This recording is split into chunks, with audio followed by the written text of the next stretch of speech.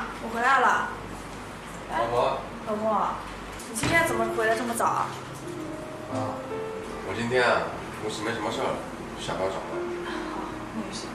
对了，老婆，跟你说件事儿。怎么了呀？这过2天，不对，明天我要出差一趟。出差？什么时候啊？不说了明天吗？明天？怎么这么急啊？说走就走啊？你说了你也不明白，你就别问了啊。你可真是……行了行，我不说了。那你东西收拾好了没？要不我去给你收拾一下出差用的东西吧。不用了，我自己都收拾好了。那行，那你什么时候回来呀？过几天就回来了啊。好。你在家好好照顾自己，还照顾妈啊。我知道，你放心吧。那要不我先去做饭吧，咱们啊过一会儿就回来了。去。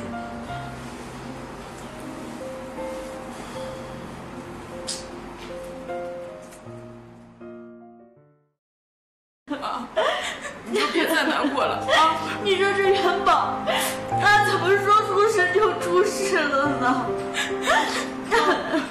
您别哭坏身子了啊！亮亮，要不这样吧，你也走吧。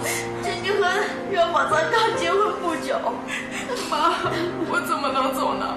就你一个人在家，身体又不好，我还要照顾你呢，妈。妈不能耽误你啊，你还年轻，妈一个人能照顾好自己。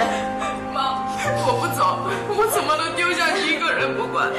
你就听妈的话吧，别管妈了。妈，我对天发誓，我这辈子我不会再嫁了。亮亮，你就让我陪着你吧，妈。行，那妈听你的，都是妈耽误了你啊。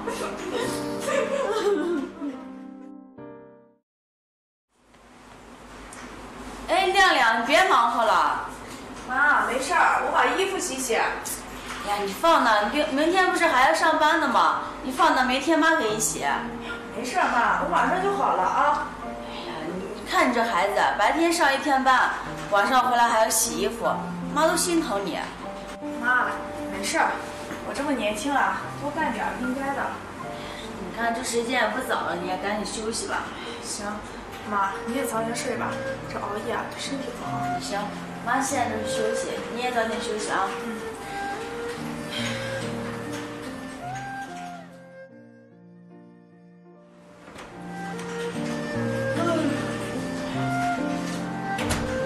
渴死我了。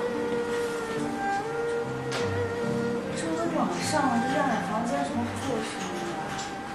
这大晚上的怎么发出这么奇怪的声音？老公，我还是觉得你不能这样。亮亮，这我要是有一点办法，我也不会这样的。这我不是欠了太多的债，我没办法，我只能这样了。老公，我觉得咱们可以继续努力，从头开始啊。努力，我现在什么都没有，我拿什么开始啊？不管怎么样，咱们都要把这钱还上啊。我没有这样的儿子。妈，我对不起你。我怎么能生出你这样的儿子？你说你装死，竟然是为了躲债。妈，你别生气了，这元宝他知道错了，他以后不会这样的。你要听亮亮的话，把欠人家的债还给人家。妈，我知道了，我就算打工，我要把欠人家的钱全部还清。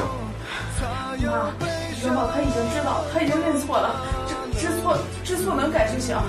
妈，我先扶你去休息吧。你呀，以后多向你的媳妇儿亮亮学习学习。气死我了。